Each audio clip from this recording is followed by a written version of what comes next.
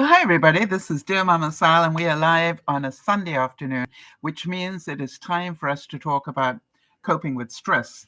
And today, what we're going to be talking about is the choices that we make. And what I want you to see is that the choices we make every day either help us relieve our stress or compound our stress, that it just gives us more and more stress. And when you see some of these examples, I'm hoping you're going to say to yourself, you know something? I need to make different choices. Because whether we are happy, stressed, overwhelmed, or whatever, so much of it is about the choices that we make every day. And when you can see that, when you can be in the present and go, the reason I am stressed is because of the choices I have made, and then say to yourself, I choose not to do that to myself anymore, and then make a change, which is a choice. All right, you will see that you have much more control over your life and your stress than you think you do. And that is what I'm hoping that we will achieve today. I want to just, before we get into the subject, I want to just thank you all for being here. And for those of you who are new, Dear Mama Sal is not just me. It's a little group of people who get together 3 times a week, and we talk about coping with life. In general, on Friday lunchtime, we talk about coping with our feelings, and Friday evening, we talk about how to cook on a budget. And then here on Sundays, we talk about coping with stress. And it's not just me. I want to just introduce you to Jody, who is in the background here. She's our admin, does a great job of not just supporting us during the broadcast, but also, of course, supporting me during the week. I'm really grateful for that. And I see Jeannie is also here already. And Jeannie is our backup, who very kindly comes in. And by the way, Jeannie is a wonderful human being, in as much as she is capable of having totally opposite views sometimes to that of the room, and can do so politely. And we all have a lot to learn from that. And Jeannie, I just want to make sure that you continue to know how much I value that. So here we go. I know it's was Misty is Jeannie's puppy. It was Misty's birthday a couple of days ago, and so happy birthday to Misty. I hope she had enjoyed her special treats that she had, and I don't know that you will have spoiled her rotten. Jody, I know today is a difficult day for you. It's the anniversary of your mom passing, so thoughts and prayers, and just let you know I'm thinking about you. And the only birthday that I'm aware of is Linda's, and that's coming up on the 25th. So just so that you guys know, that's where we're at. Just a quick reminder on every broadcast now, when we're in this hot season, please be aware that if it's hot for you, it is really hot for your pet. And as I have said many times before, if it's too hot for you to walk in bare feet, on the cement, think about your pet. Maybe choose a different time of the day to walk them. And by the way, be aware that the hottest time of the day is not lunchtime. The hottest time of the day is normally about 3 or 4 o'clock in the afternoon, and it doesn't start cooling down until much later. And, I think we all sort of think, well, I'll wait until, it's sort of 4 o'clock or 5 o'clock, and then I'll walk. That could be almost the hottest time of the day. And think about walking them on grass rather than cement if you possibly can. By the way, a tip for all you dog owners: if you don't like cutting your dog's toenails, I learned this trick when I had a puppy. If you don't like cutting your puppy's toenails, or your puppy doesn't like you doing that, take a ball and go play on a car park, at the weekend. When I say a car park, let me think about that. A school yard, all right? Somewhere where there's enough room to throw a ball, but also that it's either cement or tarmac. Running a dog on a hard surface will do the work for you.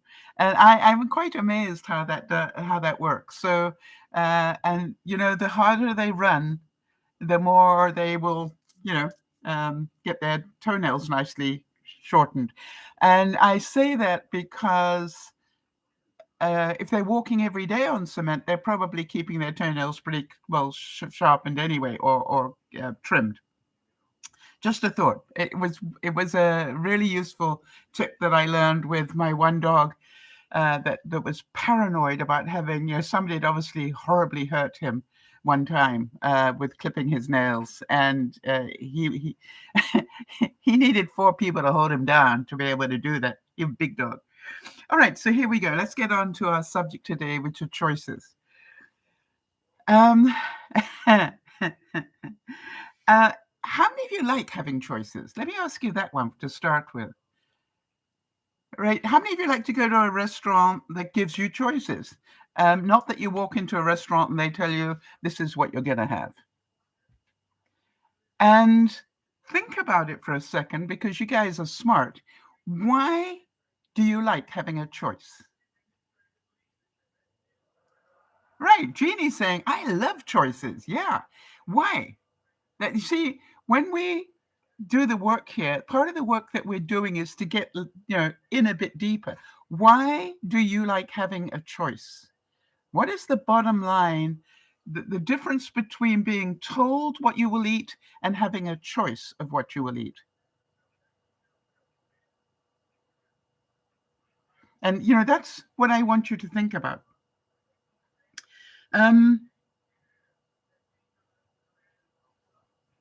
Right. So Jody's saying for her, it's freedom. All right. Now, Jody, it's not the same thing for everybody. All right. So for you, it's freedom. You see, it depends what your triggers are. And, when you understand that, then you understand people a whole lot better. For some of us, it may be, I like having the control. I don't like being told what to eat. I wonder if any of you relate to that. And so that's important. All right. So what does Jeannie say? I don't want to repeat the same thing all the time. Sometimes I prefer this, and the next time that. Yeah. So what I want you to think about is those choices that we make. All right. And I am now going to go through some of the choices that I have made, and see whether you agree with me. How many of you know that I decided to spring clean my house, and I chose to do it a little bit each week? Right? I not get overwhelmed, but I think some of you know I clean my house in rotations, all right? Every time I go to the washroom, I come back and I stop at different places to tidy up and do things on my way back to my computer or whatever it is that I'm working on. All right. And it's really funny because I found that doing it that way completely changes my life, right? I don't feel that I have to do the cleaning now, or that I have to do this. It's just like, okay, on my way back, I choose to do a little bit here or a little bit there. And hi there, good to see you, Jonas. And, when you think about it, how many of you hate having people just drop by without warning? I used to be really bad about that. And while you're typing, let me just give you the first quote. Life is a matter of choices, and every choice you make makes you. All right. So Jody is saying she doesn't tolerate people just popping by. Jody, do you know why? You see, what I did, and I think a lot of you know me well enough that when every now and then I do a deep dive into my mind and go, why? I want to know, why do I choose to have that reaction of people not dropping by? And for me, I'm not saying it's the same for you, Jody, but for me, the reason I don't like people dropping by is because I need time to tidy up my house before they get here. And I'm going to go on to that. Let me just read some comments here. Hold on a second. That's interesting. Jonas is saying he's been looking for a summer job, and I stumbled upon a listing that paid pre-employment program through the YMCA. Okay, so I had a virtual interview with them, and it went well. I'm not surprised. You're a smart cookie, in my view. Jeannie's saying, I prefer to know someone's coming before they come. Then I will have enough food and have time to clean up the house, etc. Yes, being prepared is one of your cornerstones, Jeannie. You like to be prepared, right? I can tell that for the reasons. All right. Congratulations, Jonas is starting his job on Tuesday. Well done. And Jody's saying, it's disrespectful. And I may be having a painful day. Do you see? It's different reasons for different people. All right. Jody thinks that good manners says, and she probably was taught that, good manners is you don't just drop in on somebody. Were you taught that, Jody? Who taught you that? You see, and those things that we were taught way early on in our lives stay with us. All right. And Jody's now saying yes, and the tidying issue. Good.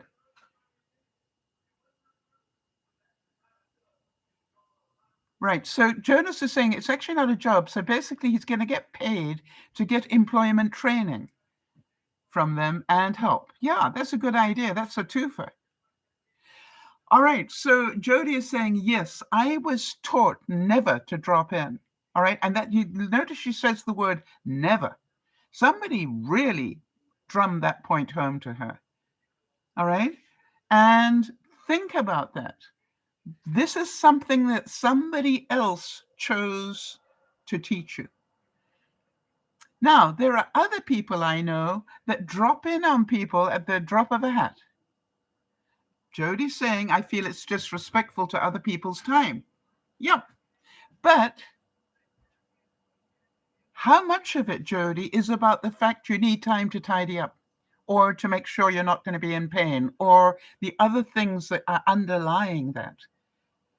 You see, if you can choose to look deep dive into the why, you will be quite surprised what comes up. And I recommend that we all do that.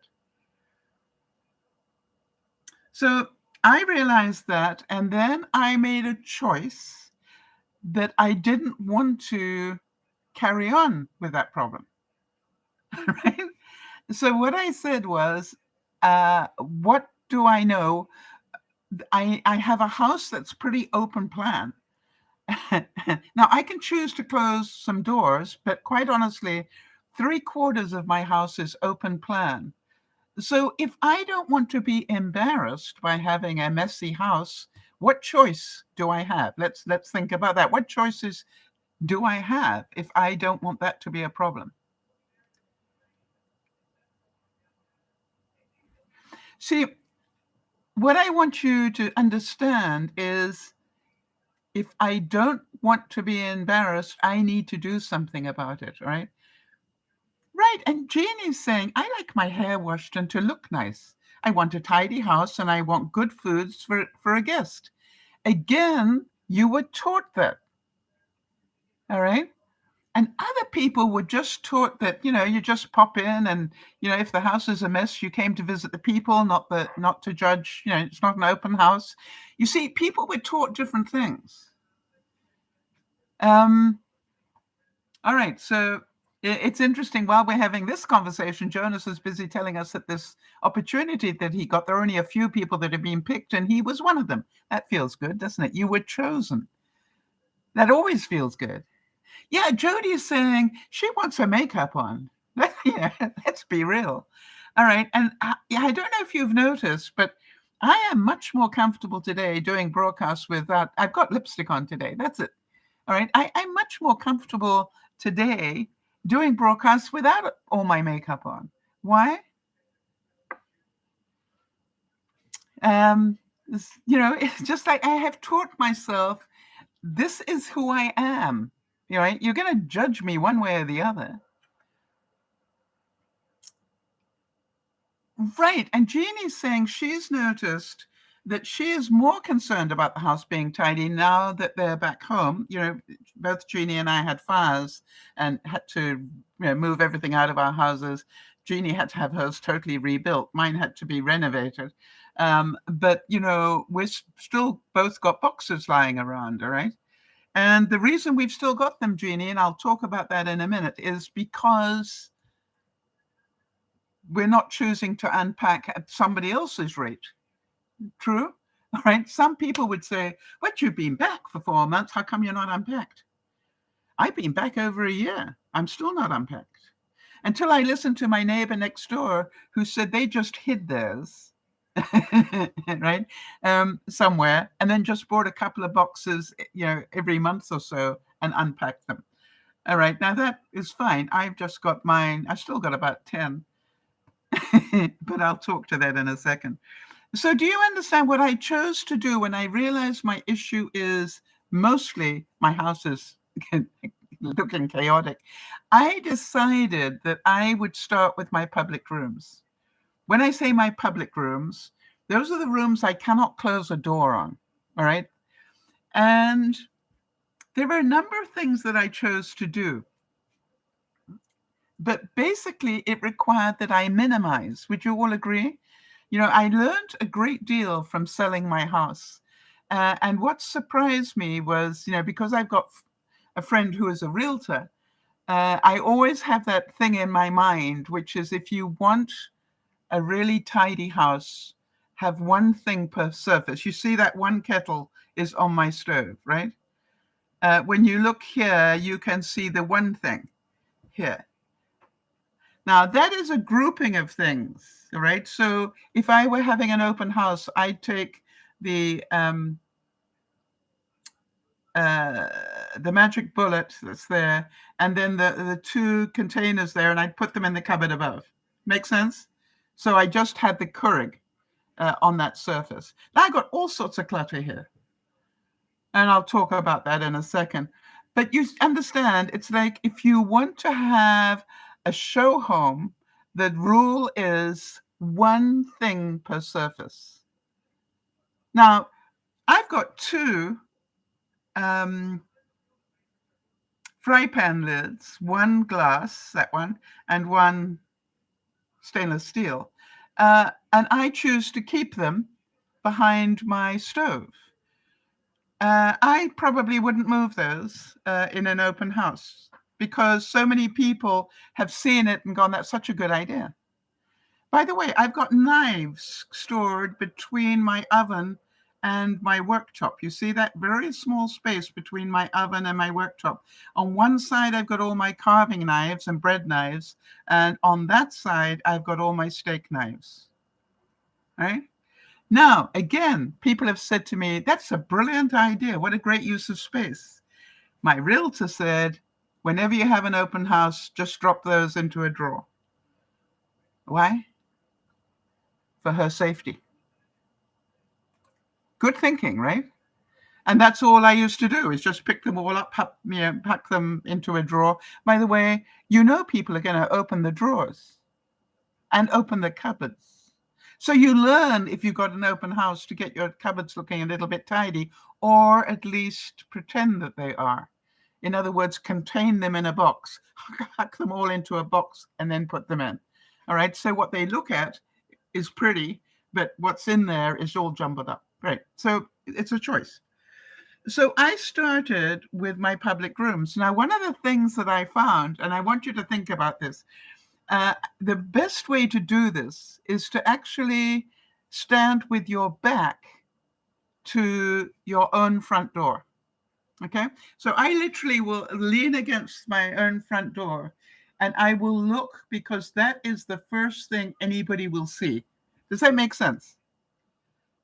Right? I just stand there. So when an outsider comes in, it's called be a guest in your own restaurant, all right? Sort of thing. So I will stand with my back to the door and I will ask myself, okay, this is the first thing they're going to look at. And when you stand with your back to my front door, you can see into the kitchen. into that area of the kitchen, and you can see my fireplace area and my sitting area, and you can see that part of the dining room and my fireplace. My fireplace is the first thing you notice. So I have just systematically not spent a lot of time on it. Just every day I keep looking. Is that grouping looking fairly tidy? And if the answer is yeah, but okay, what's the but? I need to find a better way to contain the stuff here, right? Because I know the trick is to contain it. I can still have the stuff, but just contain it so it looks tidy. And it's amazing the difference that it makes. Not that I have to get rid of it all, or not that I have to get a perfect place for it. Learn to contain it. I either get rid of it or contain it, right? So a really important thing. Now, I've got something I wanted to tell you. I had people for a barbecue, and you're going to hear about that. But one of the things I hated about my barbecue was trying to keep it clean. Right? After you've done all the barbecuing, you've got all this mess and crud that you've got to clean off your barbecue. And I didn't like that. So what I did was I got these mats that you can buy, and I have 2 of them on my barbecue. Now I have a barbecue. All the mess is on here, which first of all, most of the baked on crusty stuff, the peanut butter that I had, for example, or something, gets crusted onto here. So the first thing I did, I had guests last night, is I just scraped this off, and then this went into my dishwasher. And so did the other one. There are 2 of them that go on my barbecue. No cleaning of the barbecue itself. Do you understand? I chose not to have that problem every time. It works. I want to tell you, really good thing. All right, let me see what Jeannie's saying here. My living room has always been the most formal room. I have nice oriental rugs and a sofa and York's recliner, a rocking chair and York's big amethyst gourd. And a TV. Yes, so what I'm saying is, if you know that that's the first thing people are going to see, have you ever asked anybody, I do this quite regularly, what do you know about me by walking into that, just standing there? What do you know about me? Right? And that's another thing. What do you want them to know about you? I was absolutely amazed when I had the electrician come in this week. He literally took one step into the door and he said, wow, I had no idea that these houses could be so beautiful. Now, was it his customer service line? I don't know. But I then said, interesting. What makes it beautiful for you? He said, it just is so homely. He said, I just stand here and he said, you've got all this incredible art. And I said, thank you. And then he looked at me and he said, it's yours? And I said, yeah. And he said, and it just looks so welcoming. I said, thank you. Then I've done my job right. You understand? It's like I chose to ask him the question. And even so, I look at it and I go, it still needs, minimizing a bit more. Now, I choose to leave my dining room. This is a new thing. To leave my dining room table set up for 6 people. I've got the napkins, the napkin holders. I have the charger plates, the big plates. Not everybody knows what a charger plate is. But,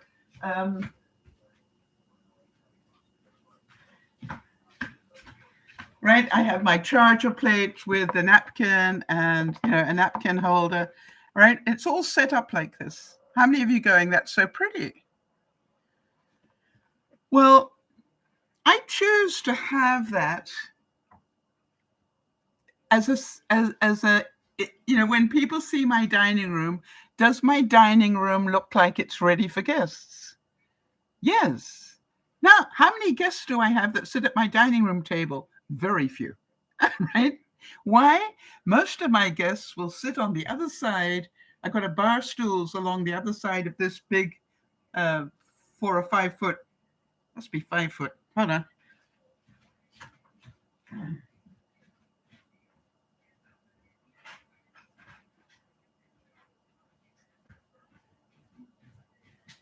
I know, I think we, hang on a second, let's see just how wide and long this is.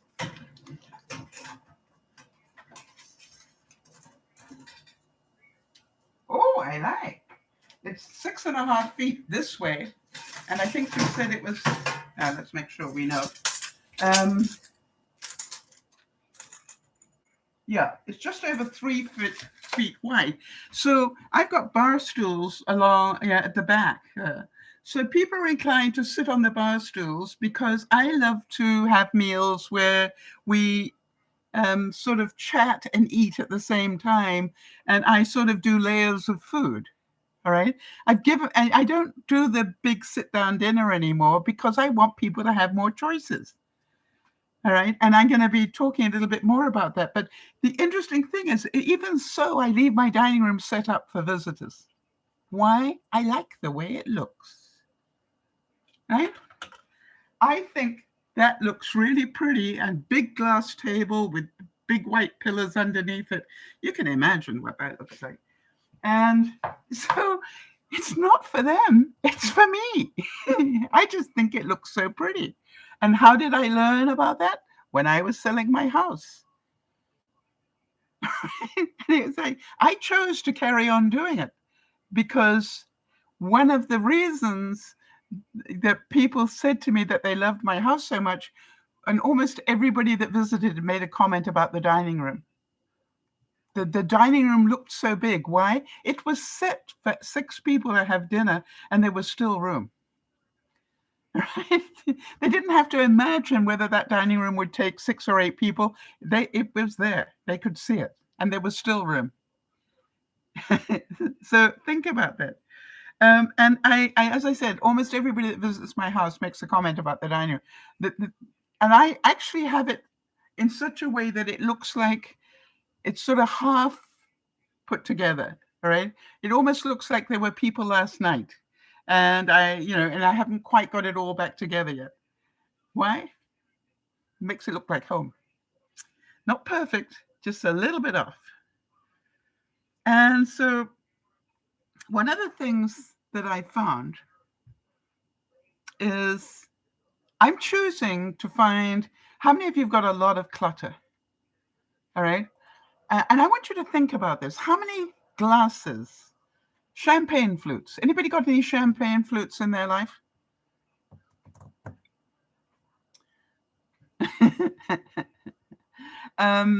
I know that some of you know that. Actually, I just emptied one. So let me refill one. I just emptied this one. So let me get it back to how it was.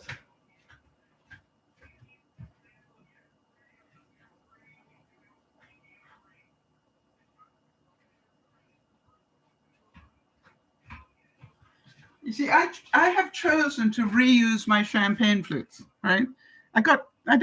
We don't have champagne. I don't have the champagne that often. So what happened was last night, this happens to be a pepper, but I had a basil plant in a champagne flute. And what I said to my guests were, do you have basil at home? Why? Because I just made a caprese salad and they loved it. And I said, oh, do you have basil at home? And then Wade, who does the cooking mostly, said, yeah, I get it in occasionally. And I said, oh, so you don't have it growing? And he said, no. And I literally took a basil plant that I was growing like this, and I dropped in here, and I said, okay, this is what you do. I know you got champagne glasses at home. So, and if you haven't, just, use another sort of glass. But here's the trick, right? I gave it complete with its little thing. And I said, just change the water once a week and occasionally put a little bit of plant food on there. Very little, just something. And now you got ongoing basil. Now, you all know it's taken me 2 years to get this perfected, right? But once it's growing, it's growing. And does that look pretty healthy?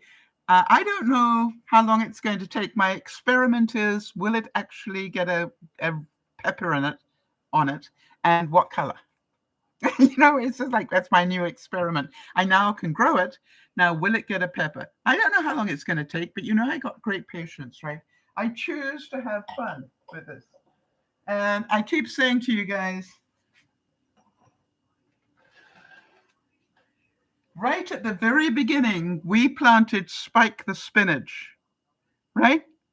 Here he is. He's still alive. I'm still using spinach leaves off him. Any of you surprised? Right? He's just, every now and then I'll use a spinach leaf for decoration, or I put some in a stir fry or whatever. But look at the size of his stem. All right, he's like got almost quarter, I would say a quarter of an inch stem on him now. But this is like 2 years later and he's still growing. So I'm very happy with him. Spike looks very healthy, doesn't he, right? So what I did was, how much fun do you think it was to be able to say to somebody that I know is a foodie, but lives in a rented property, so can't have his own vegetable garden, to be able to say, hey, let me give you a basil plant. By the way, over the years, I keep giving them little bits to add to their herb garden, which lives on their microwave. And I just say to them, I said, have you got basil on there? He goes, no. I said, well, you have now. And it's like, outside, I've got parsley, right? When I have visitors, I send them home with fresh herbs growing. I choose to do that. How much do you think that gives me pleasure? All right. I brighten up my own day. I don't care if they kill it within a week. I've had the joy of giving it to them. All right. And showing them how easy it is. Well, not easy, because you've got to learn to nurture them. Right? Anybody watch that movie with not Julia Roberts, the lady in Speed? Oh God, somebody will give me that name. Anyway, I can see her, Miss Congeniality. Give me a name, please. Take me out of my misery. Anyway, but she did a movie called 28 Days, and it was about learn to nurture before. Sandra Bullock. Thank you so much, Jody. Learn to nurture before you have relationships, right? If you can't keep a plant alive, you're not going to be able to keep the relationship alive. And if you, and then you can move on to maybe a goldfish. If you can't keep a goldfish alive, what makes you think you can keep a relationship alive? Very interesting psychology. I loved it. But how much fun is it to make the choice to give a guest something to take home? By the way, my guests happen to, when I said, what would you like?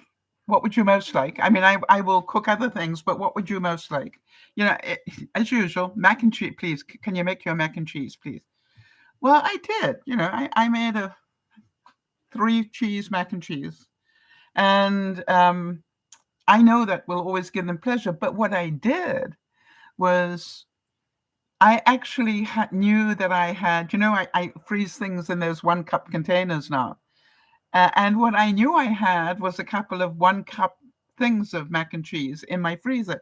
So when I gave Wade the plant to take home, I said, oh, Vonnie, because Vonnie always asks for mac and cheese, Vonnie, I got a gift for you as well. And I gave her a couple of frozen 1-cup portions of mac and cheese. I said, unless you don't want it. She said, please. But you understand, it was a choice to share what I know she loves. And to me, that is what makes me happy, right? That is what brings me joy. And if I don't do it for myself, I'm not going to be a happy person. And I know that now. Now, how about the broadcast? How many of you know I choose to take the time to put the broadcast together? Now, I know Jody knows what it takes, but I'm pretty certain most of you who are regulars know that takes a lot of time. But it is a choice that I make every week, and not to do one, but to do three on three completely different subjects. And the question is, why? Why would I choose to spend that much of my time? Well, the truth is, I've always said that if what I do helps one person, then it is worth the time. All right? It was always my motivation. It was never the money. I chose, just as well, but I chose to spend the time to share what I have learned or what I am continuing to learn, right? I'm a lifelong learner. I know that. I'm always reading stuff and researching stuff, and Jodie's the same. All right. I'm a lifelong learner. That's what gives me my mojo. Is wow, that's interesting. By the way, when Yvonne and Wade were here, I said, Yvonne is always highlighting things, right? She has, so easy to buy Christmas presents for her because she highlights everything, right? So, you give her lots of highlighters and stuff, and little tiny Post-it notes and things. She's happy as a clam. So stocking stuffers for her are a no-brainer. But I said to her, Vonnie, have you ever highlighted something and wished you hadn't? So she said yes. And I said, hang on, let me show you.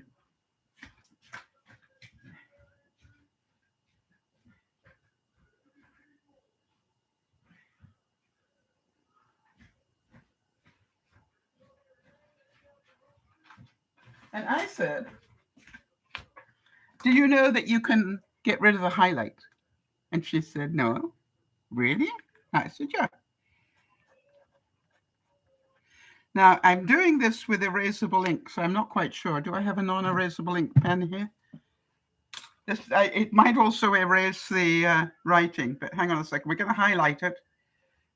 Don't know if you can see where I wrote that, but see that? I wrote the word hello, and then I've highlighted it. And here's the interesting thing.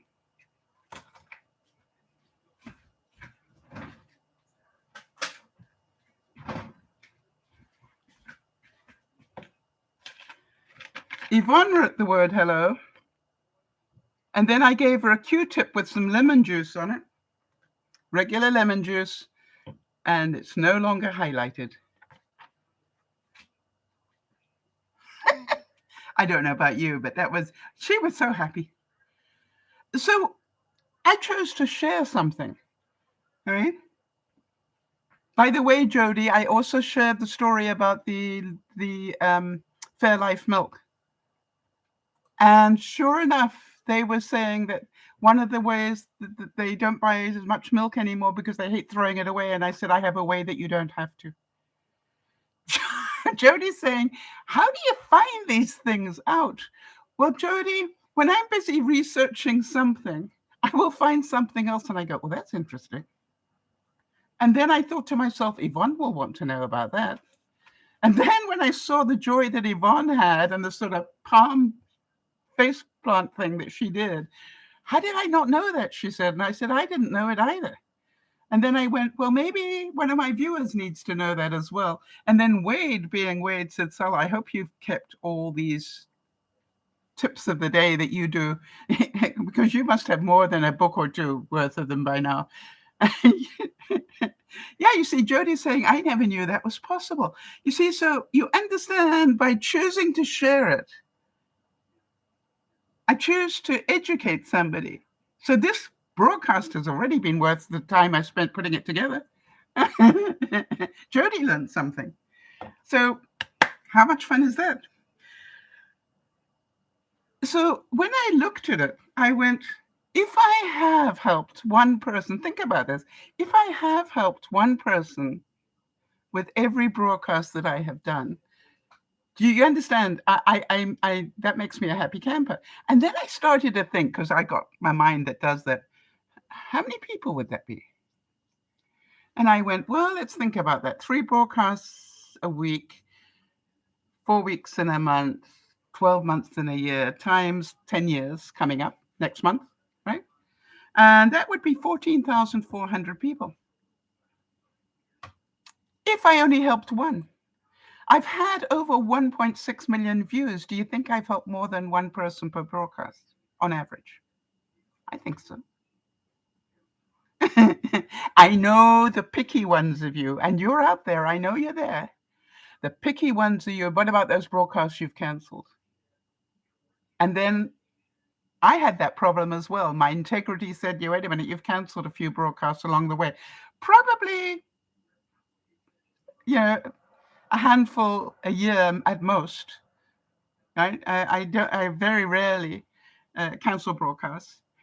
And I went, no, wait a minute, Sal, be fair to yourself. Some months have got 5 weeks in them.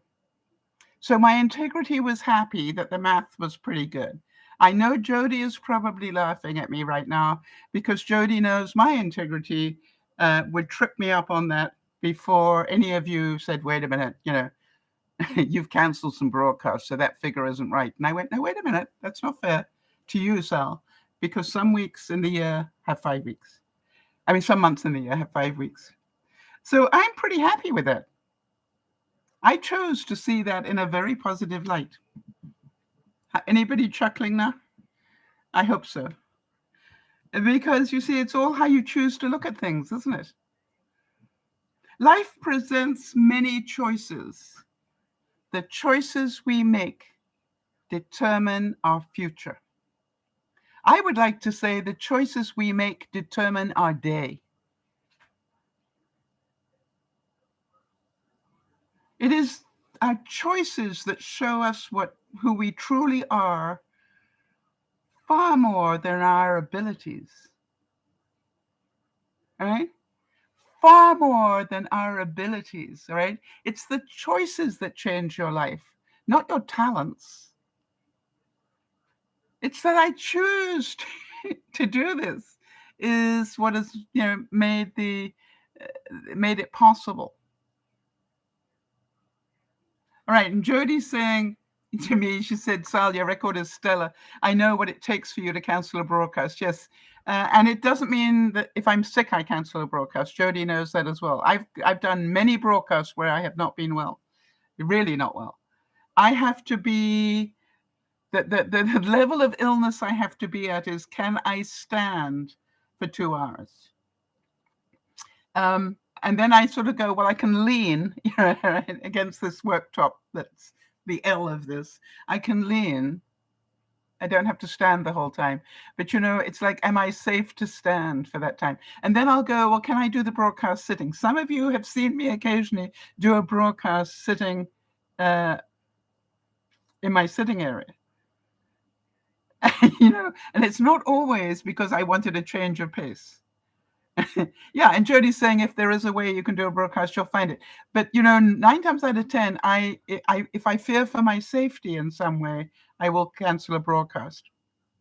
Or if I don't think I'm going to get 2 words out, my allergies are so bad I can hardly talk, or my eyes are closed or whatever. It's just like, no, this is going to embarrass me to do this like this.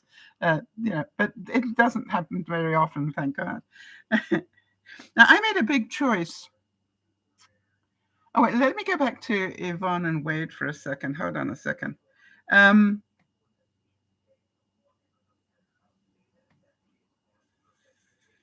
Where have I got that bit about them? I thought all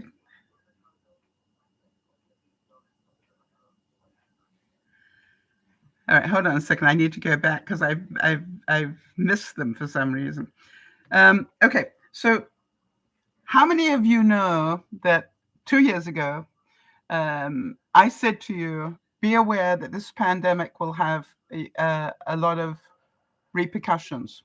So I would recommend, you remember me saying this 2 years ago, I would recommend that you start slowly increasing your grocery order and stock up your freezers and your pantry over the course of the next year, maybe 2.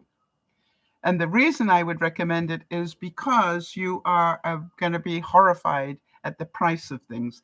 One of the things that we saw is that a leg of lamb here in Canada 2 years ago cost me $20, and a year ago cost me $20 on sale. Today, to buy that same leg of lamb would cost me $56 Canadian, whatever that converts to wherever you're listening to. But it had been in my freezer for a year, so it was time for me to cook it. What do I know? Wade loves lamb. Yvonne doesn't, but she was getting the mac and cheese, right? So I wanted to make sure that one of the choices that Wade had was lamb. And by the way, I also like lamb, and I haven't had it for a long time. And I know that when Dougie comes, he loves lamb because he also grew up eating lamb. So it was just a case of I'll cook the whole leg of lamb, and I will slice some of it, and I will cube some of it. And what I did was you saw me cook it on in the Halogen while we were doing the broadcast, and I sliced some. But quite a bit of it, I made Irish stew. I got out my stock pot and I put the lamb in there with really nice gravy, and I had leftover vegetables that were either going to go into the freezer one way or the other, and I decided I would put it all into an Irish stew. The only thing it doesn't have it in is potatoes. So when Wade came, I said, Wade, I do have lamb. And just to let you know, it's already cooked. I just need to heat it up. I just need to know, would you like it as sliced lamb or would you like Irish stew?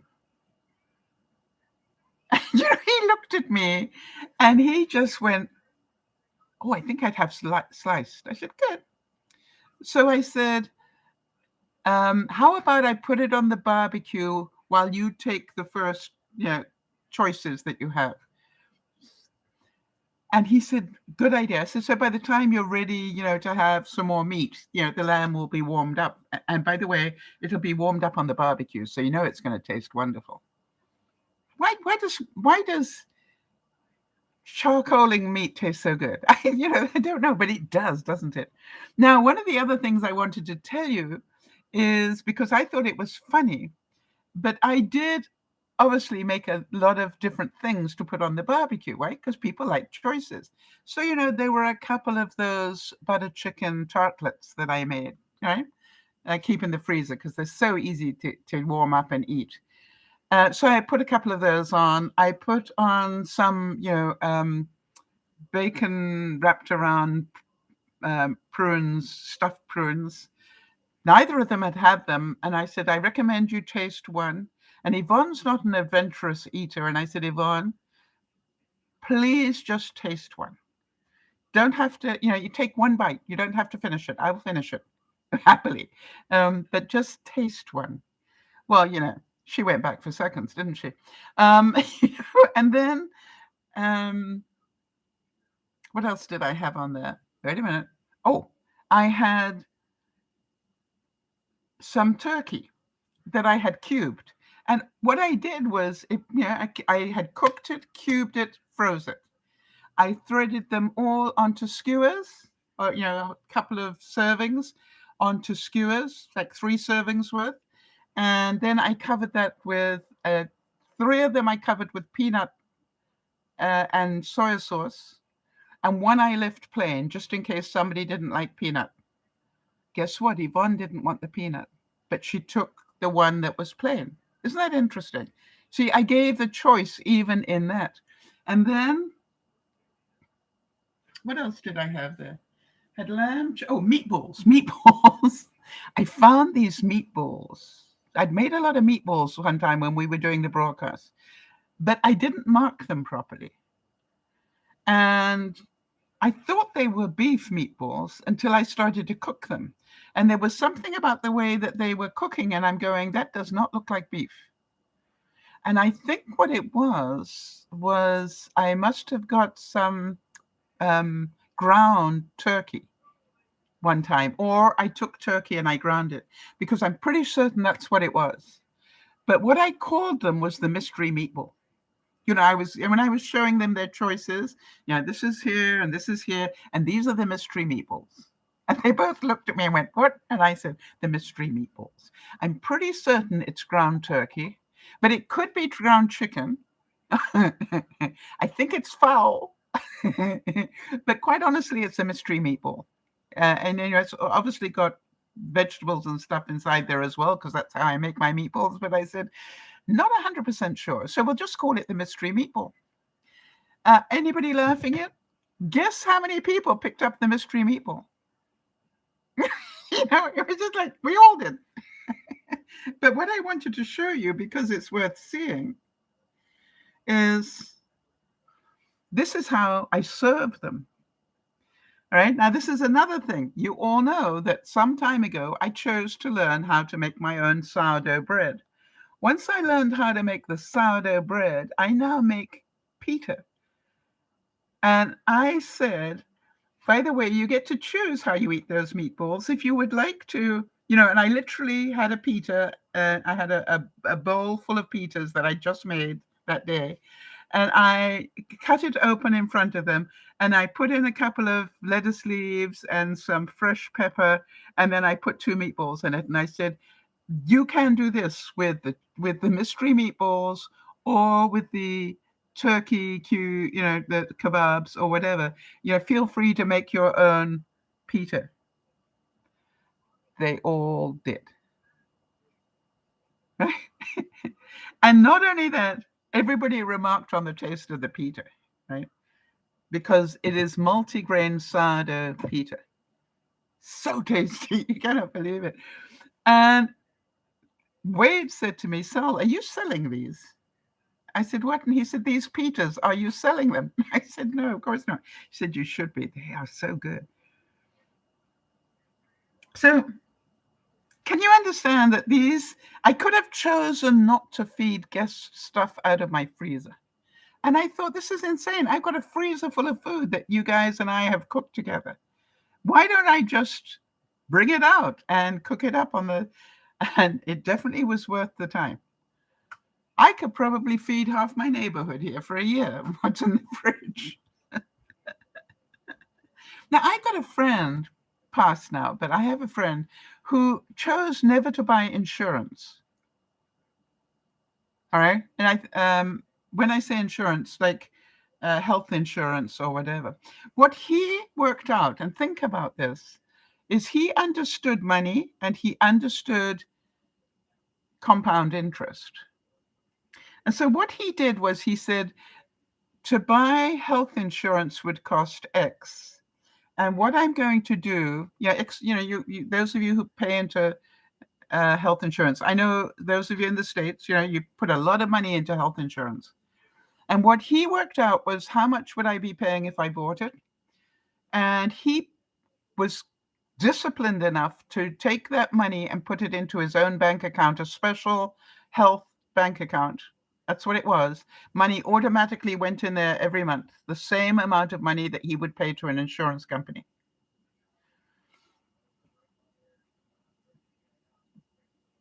Quite honestly, the compound interest made him so much money that he ended up being quite a wealthy man. All right? Because then he had other accounts that he did that to, and he just let the compound interest keep adding up. And it was just, quite honestly, amazing what he managed to earn that way. So think about that. Think about, what am I choosing to do with my money? And am I choosing to make my money work for me? And I'll give you an example of that in a moment. You all know that I have a goal to get more fit. I'm going to be 75 this year, so I want to keep my muscles working, right? If you don't use your muscles, you're going to lose them. Doesn't matter what age you are. But for me, it's really important, because my independence, my freedom, it will be determined by my ability to be able to move and lift things and walk up and down stairs and do things like that. And I am aware of that. Right? It is the most important thing for somebody of my age to work on are your lower legs, all right? Your hips and your lower legs need to keep moving. And the rest of it you use anyway, but those are the ones that you're inclined to. As you get older, you're inclined to sit more and do less. And guess what? The more you sit, the less you're going to be able to stand. The more you stand, the more you're going to be able to stand. And that's, I know that. So like everything else, I didn't choose to go to a gym or do anything else, right? I chose to be aware that I want to be able to be stronger in my legs. I want my legs to be stronger than they are. Now I can choose how to do that. I can go to pay money and go to a gym, or I can choose not to spend money and I can go walk for 5 miles a day. And then I've been, playing around with different ways of doing it and different combinations. And then Jody came up with the ultimate. I can choose to sit and watch television and have a mini bike and cycle enough steps to be walking 5 kilometers a day. I literally have gone from doing about 4,000 steps a day to doing Jody, I did the math last night. I have averaged over 12,000 steps a day.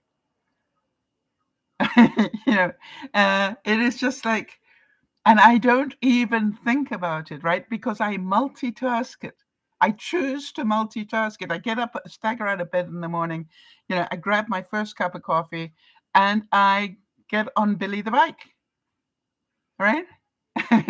And while I'm sipping my first cup of coffee, now I had a problem because I need to check my heart rate, because I'm older and I don't want to get carried away and go into too high a level. So now what I need to be able to do is to keep track of my heart rate. Well, that requires that I hold that I have the phone so I can see on my Fitbit program, it'll show me my steps and my heart rate. So that's pretty important. Or I can keep pressing the button. Who wants to keep pressing the button? No, thank you. And then I realized, but wait a minute, I am getting frustrated now because in order to keep the watch counting the steps and reading the blood flow, I need to keep my hand on my leg so that each time my leg goes up, it's counting. And I'm going, I can't use my phone at the same time. That frustrated me. And that, you see, necessity is the mother of invention. I could have remained frustrated by it and be less than by it. Or, with my mind, I'm going, there has to be an easy answer to this. Hold on one second.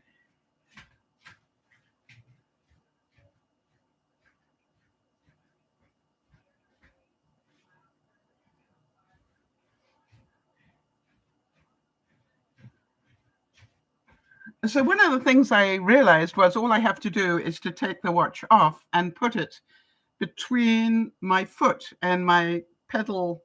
It's got a little cover on it to keep your foot in. That worked really well. And then I really started to play around because, I'm an inventor somehow I must have been an inventor in my life at one time. And what I did was I had different straps for my watch. And now what I discovered, and I've perfected it now, is I can add another strap to my, I know you guys are laughing at me, and add another strap, which I've got put together with an elastic band, and I can put that around my lower leg, counting the blood flow, and it's counting the steps. And then when I don't want it anymore, I just take the second band off. Now, how much fun do you think I had perfecting that one? It's just like I chose to be inventive. And that's part of my, of course, I can't get this off now. Yes, I can. Just don't worry about it. Sal, you got it on, you can get it off. You can do this. You're smart. There we go. Nearly. There you go. But you know how much fun I had. All right. I chose to brighten up my day by going, oh, that works. I like that.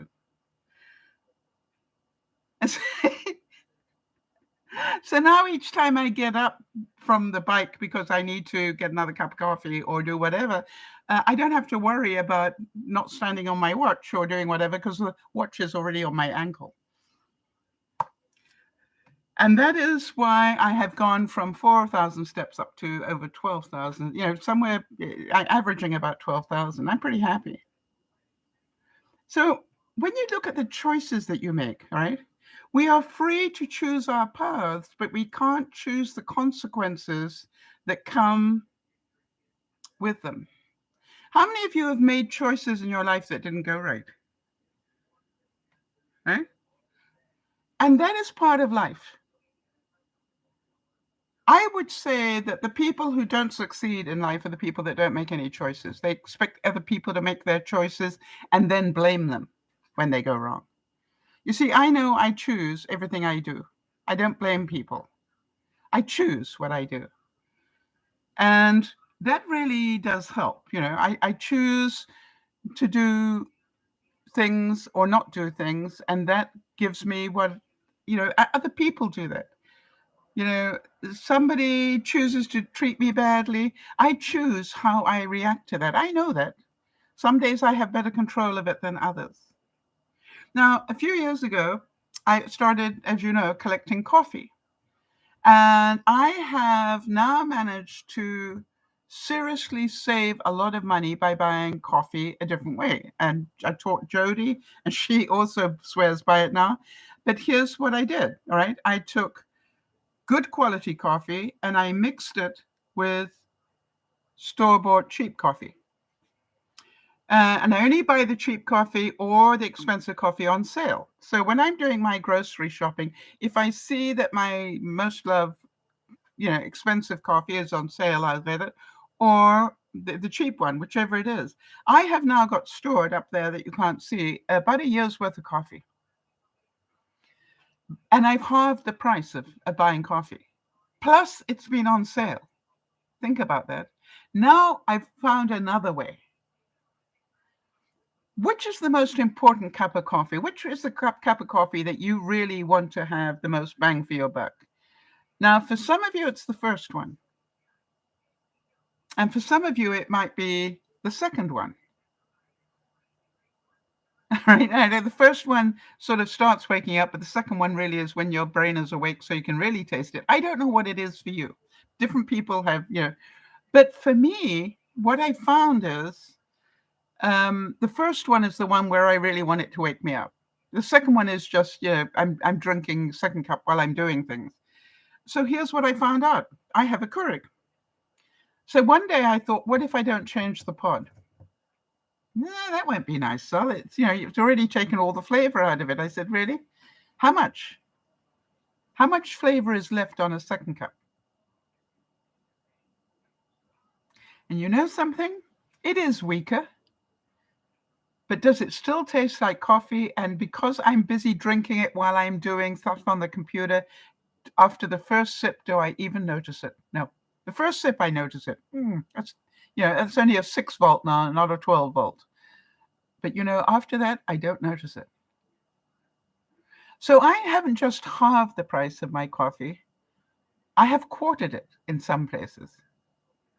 See, life is a matter of choices, and every choice you make makes you. All right, so Jeannie's saying, this is a wonderful thing to learn. My reactions to rude, mean, bad actions. Yeah, when you learn that you choose how to, you cannot control what they do, but we are responsible for our actions, not theirs. So how we respond is on us. And we cannot say I was rude because they were rude first. That means you lost control. That's what I keep trying to remember. If I'm rude back, it means I lost control. I don't know about you. I don't like that. So I choose to be more mindful of that. I really do. I choose to be more mindful. Yeah. Janie's saying, I bought coffee beans at the same price before prices go up.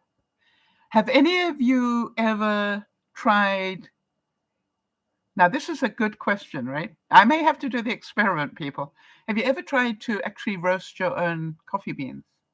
Now, the reason I ask that is it's not as stupid as it sounds. Another friend that I haven't seen them for a long time, quite honestly, now that I think about it, so perhaps an acquaintance. Um, they started roasting their own coffee beans because it was cheaper. And then people, and they got good quality coffee beans. Then they started to roast more of their own coffee beans because so many of their friends said, "Oh, that's really good coffee," and they would give them away as a present. Well, you enjoyed the coffee, so here you go. Here's a little bag of coffee for you. Guess what their business is today? All because they tried to save money on coffee beans.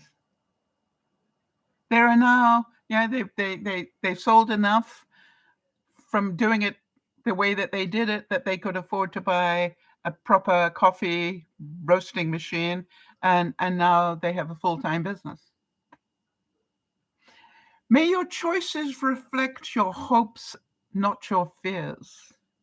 I like that. May your choices reflect your hopes, not your fears. You see, my choices for not having people drop in on me was because of my fear of looking like I was an untidy idiot. And you know what? I was. Yeah, when I can own the truth, I was. And I was embarrassed by that. That's why I needed time. I want to tell you, I had visitors yesterday, and I spent my time on a lot of things, but I spent very little time tidying up. And I didn't even wash the floors, which would normally have been, on my list. Why? Because it's part of my routine now. I knew that the floors were pretty clean. Oh, there was a bit of something on the floor in the kitchen. I just took a uh, face cloth, because I use face cloths in my kitchen, as you know. But I just wet it and dropped it on the floor, and I did some exercise with my legs to just, wipe up the little bits here and there. I see wiping the kitchen floor with my foot. Can you understand how I do that? That to me is part of my hip rotation exercise. You see, it's a choice. I, I could go and get my mop and do it properly, or I could choose to exercise my hips. That's my choice. Sometimes it is the smallest decision that can change your life forever.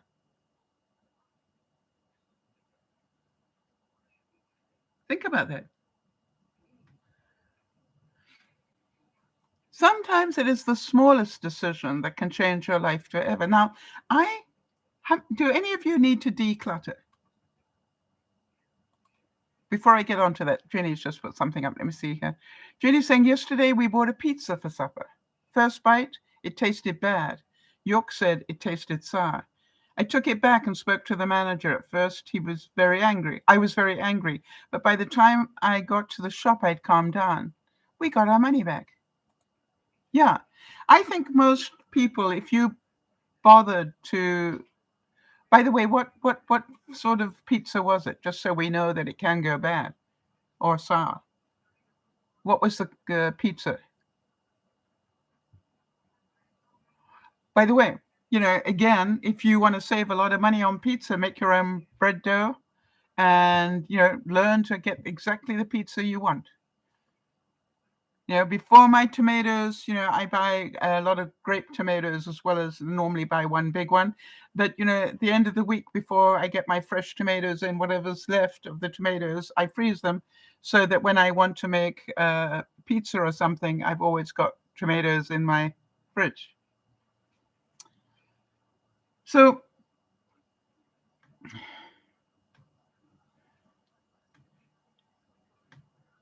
I have to say that when I look at my life and what I am learning about myself at 75, does it make sense that some of the choices I might have made at 20 do not suit me at 75? And I know, because I've lived a long time, that everything I do is about a choice. I choose how to spend my time. I choose not to go to bed until early in the morning, maybe 2 or 3 in the morning. But I also choose, because I'm retired, not to get up until about 10. Right? I have that freedom. Now, do some people judge that? Of course they do. They think I'm a lazy so-and-so. I'm not a lazy so-and-so. My time clock just isn't in sync with theirs. So you're wasting half the day. Well, I work sometimes into 2 or 3 o'clock in the morning. It's not that I'm wasting the time. I'm not being a vegetable or a couch potato. I'm busy doing stuff. I find cleaning late at night, for some reason, works quite well for me. Don't know why, but it does. I do more. And so then when you look at it, you go, think about the choices you're making. How many of you know you waste time watching videos? I'm thinking TikTok type things. All right. How many of you know that you waste a lot of time? You go and watch one or two, but the next thing you know, an hour is gone. That is your choice. And by the way, the medium is built to do that. And if you're not learning from it, then why are you doing it? Are you doing it for entertainment? And yes, if it makes you laugh, it's a good thing. But how many hours are you wasting doing it? How many other things in your life could you be doing instead of watching that? That's what I want you to think about. So I'm trying to minimize the amount of time I do that. Balance is the key. Well done, Jody. So I was saying last night to my guests, I have chosen the mantra, as you know, that I choose to live my life in peace. And peace to me is also in balance. All right. So to me, I'm making that choice on a daily basis. If I am feeling peaceful, it probably means that I've had some achievement, I've learned something, I've cleaned something, you know, I've meditated while I was watering the garden. I multitask all over the place. You know that. And sometimes I put my earbuds in and I learn something while I water, but that's difficult because I go, oh, that's good. I like that. I need to write that down. So I get into, I've drowned myself a couple of times, trying to get the hose in the right position so I can make a note on that. It doesn't work. So I choose to do that in a different way. Now, some of you know that I used to have the website up and running and that it broke. Some malware got in there and really messed it up. And I just could not afford, now that I'm retired, I could not afford the price of getting it fixed. And it sat there for a long time, unused, not doing its job, but I still kept paying the to have it still there, hoping that I would find the solution. And I did. And eventually I got it fixed. The malware got sorted out and I got it fixed. But the tens of thousands of views that had been there disappeared. All right. There's some reason that all disappeared. And I just had to choose to let that go and start again. And by the way, I lost some of the stuff that I had there. I had to choose to let that go and start again. What do I know? I've done it once. I can do it again. Makes sense. And does starting again mean I'm a loser? No, it means it needs a lot of work. And that means I need to make time for it. Do I want to? Not really. But if I want to have my website back, I need to start rebuilding it slowly, bit by bit, the same way as I've done everything. And I keep going until I've got what I'm trying to achieve. And so it was really interesting to me that, in June, it was to get it going again, and I did. And then I said, okay, July, I like to keep my goals pretty small because then I get achievement. And so I went, okay, July, one post, or was it? I can't remember when. I think it was July or late June anyway. When I launched it again, one post, and July I'd like to get it to 100 views, without promoting it or doing anything. I'd like to get it to 100 views. Well, it is now the 17th, and I've got 96. So what do I know? The website is starting to it's compounding itself. Do it make sense? The more people who visit it, the more it will get visited. So based on that, I haven't done the math, but I probably will tonight because it will interest me. If I continue to double it every week, how long will it take to get it, powerful again? We'll see. And it's about the experiment that brings me joy. You know that about me, right? It's not the goal, it's the experiment that brings me joy. So what if I did 2 posts a month? What does that do to it? Or what if I posted every week? But then I'm into stress again. It's a choice I have to make. Hi, Autumn. Good to see you. So it's the choice that I make that will determine how much stress. James Forrest said, in this life, we have to make many choices. Some are very important choices, some are not. Many of our choices are between good and evil. Think about that. The choices we make, however, determine to a large extent our happiness and our unhappiness as well. Because we have to live within the consequences of our choices. Now, it's interesting because Jody just mentioned, hi there, Autumn, good to see you. Hi, the twins, honey. One of the things that Jody put up was starting over. She knows that one, right? And like any of you who suddenly got very sick, you know what starting again means, all right? You had this life and now you've got life got in the way and now you've got to start your whole life again in a different way. Jeannie had a beautiful home and, was happy as a little so-and-so, and the house burnt down. She had to start over. It is how we choose to do that makes us miserable or happy. It's over a year later, all my boxes are not yet unpacked. I still have that famous 10 boxes. Why? Because I still don't know where to put the stuff that's there. And the other choice is I've got to go through it very carefully, because if I haven't got room to contain it, then I need to go through it very carefully and downsize it. That's going to be difficult. Here's a tip for you. Have we all got clutter? I think I started talking about this. Have we all got clutter?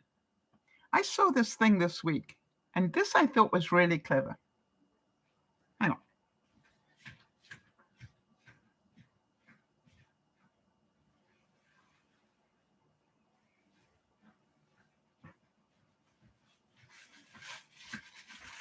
Get yourself a Safeway bag or whatever it is. Mine's Save On. Whatever, Walmart, whatever your bags it is that you go. And for 5 minutes of the day, put it on your arm and go through the house and find 5 things that will cost you less than $20 to replace and get rid of them. How many of you going, really?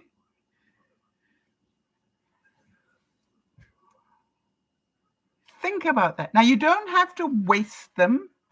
I have now got in my car some of my cubies, and they're in different categories. Things to donate in the way of clothes, things to donate for the way of kitchen stuff, which will go in a different place, and then, things I'm recycling. And then once a month, I go and do that trip. One of my outings, I go out once a week. To save gas, I go out once a week. But one of my outings is to do that circuit. Drop off the clothes, drop off to the, the Sally Ann type place, and then go to the recycling, and then go home. I make that now. I choose to make that one of my outings, to go out and drive charge up the battery in the car is also pick up the mail, the mail from the mailbox, that sort of thing. The content of your character is your choice. Day by day, what you choose, what you think, and what you do is who you become. So how many of you understood that there was that moment when I was doing the math on how many people in 10 years of doing the broadcast where I went, wait a minute, Sal, you've canceled some broadcasts. And I don't know why, but it's my mind just stopped me. I went, no, that's not a good math. You've canceled some broadcasts. And then I tried to think on average how many, and I went, wait a minute. Wait a minute. Some weeks have 5 weeks, some months have 5 weeks in them. I'm certain they balance out way to my advantage, but my integrity was good. So I look at it and say, what are you choosing to spend your time on? All right? What are you choosing not to multitask on? I realized I didn't have to set aside any extra time to increase my steps 200%. I didn't have to put any more time aside. I just had to use time differently and multitask it. And I want to tell you, now that I've learned how to put my watch on the right place, it's very creative. It makes me so happy. But, I know what to do now. And now I know yesterday, because I had guests, I think I was only at about 6,000 steps, listen to me, only at about 6,000 steps when my guests left. And I looked at my watch and I went, wait a minute, I got 2.5 hours left. No problem, right? What do I know? I just need to sit down and binge watch one program, and I can put on a couple of thousand steps without any problem at all. So I needed 4,000 steps, and I worked it out. I can do 1,000 steps in 10 minutes if I concentrate on it. So what do I know? If I need to put on 4,000 steps, I can do that in half an hour. Or if I've got more time, which I had, I can just quietly just carry on without even thinking, and I'm going to get there. And the funny thing was, by the time I got to midnight, I had done 12,000. And I literally was saying, okay, in the next 15 minutes, I'd like to put on this much, and then and then I'd like to do this. And in between, I was cleaning up the kitchen and doing stuff. Yes, Jody's saying that is a masterful use of time.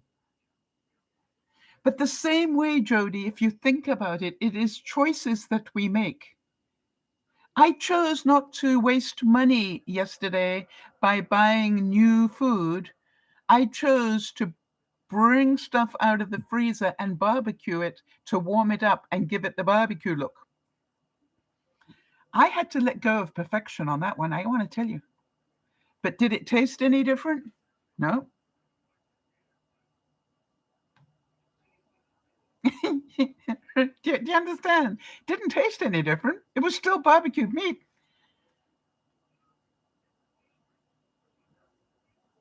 So, it's about these choices.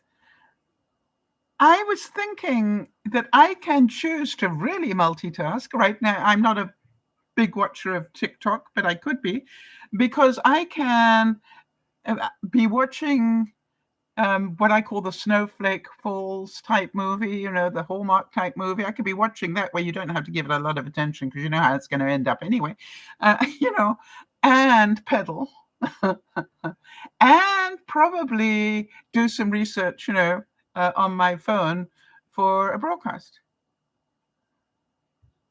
And I'm learning to use my time. Not that I have more time, I'm just using it differently. The same as I'm using the coffee differently. I am making different choices. So to me, I'm looking at so many things. How many of you have got printers at home? Printers.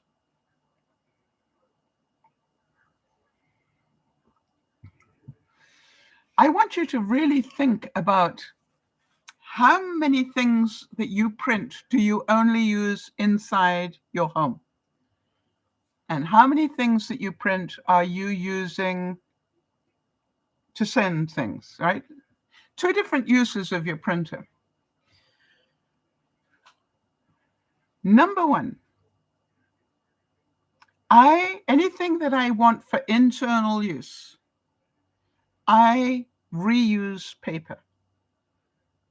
So for example, have I got something here? Yes. Okay. So for example, my grocery gets delivered with a list like this. Okay. I take the staple out and I reuse this paper for printing something. Maybe it's a recipe that I want to try for the broadcast. All right. I don't buy paper to use within my house. By the way, I will take the paper and I will take my paper cutter and I will make myself little notepads out of reused paper. Okay? Or, for example, I notice that while I'm trying to put a broadcast together, I will at the same time get lots of ideas, because my mind starts to get creative.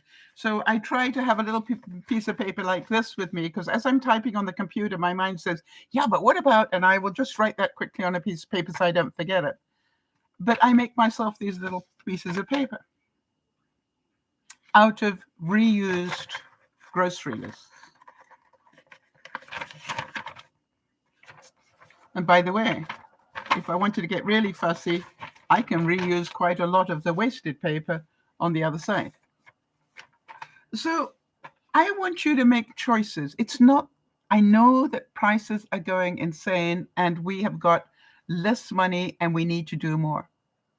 So what I want you to think about is, how can you make what you have last longer, do better? How can you choose to be more creative? How can you choose to multitask better? Jody, I was thinking about you in spring cleaning. And I know it's difficult for you to stand, and I know that you're doing the work to strengthen your legs. But I was thinking,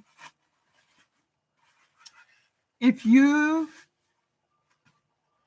said, I'm going to take a bag and empty one part of a drawer or whatever and take it to my recliner, and I'm going to sit there and first of all downsize it by half, and then I'll put it back in the bag, and then I will go back and put it back in the drawer neatly. You see, I think a lot of the work that you know you want to do, all right, you can do just one bag at a time. You don't have to stand forever if that's difficult for you. Or you might say, and I will take that to the kitchen where I can lean against the countertop, and maybe that's easier for you. I don't know. But what I do know, Jody, is you are a very resourceful person. And what I want you to keep asking yourself, and this is a mantra that I've had for the longest time. If they paid me $1 million to be able to do this, could I? For example, when I wanted how do I text and do this and do that all at the same time? I said to myself, all right, Sal, you're smart. If they paid you $1 million to find the solution to this, how would you do it? And then I had my magic wand in my head, all right? You remember putting the totes under my patio, my covered patio in a train formation, right? You see, I had my magic wand and I said, what would be the ideal thing? And my ideal answer to it was, I'd have a railway track under my deck that I could just, press a button and the bins would just move their way down so that I could get to them. Well, that was the ideal magic wand solution. But then I went, okay, I'm not going to be able to do that. It's pretty expensive. So what can I do? And you see, I start working backwards from my ideal. And so all the things in life, I choose to spend a bit of time working on it. Instead of watching a whole lot of TikTok, I spend time trying to solve my own problems. And what I'd like to suggest is, isn't it sad in a way that the next generation will spend more time entertaining themselves perhaps than fixing things? They won't spend the time to learn how to make bread or woodwork or whatever. They will spend their time being self-entertained on games and instant gratification. And I can't help but think that those choices will make life more difficult. I saw a program yesterday, and somewhere in the program, it said, "Oh, look, in the olden days, they used to go out caroling at Christmas." And I went, "Yeah, that's right. In the olden days, that's what we did.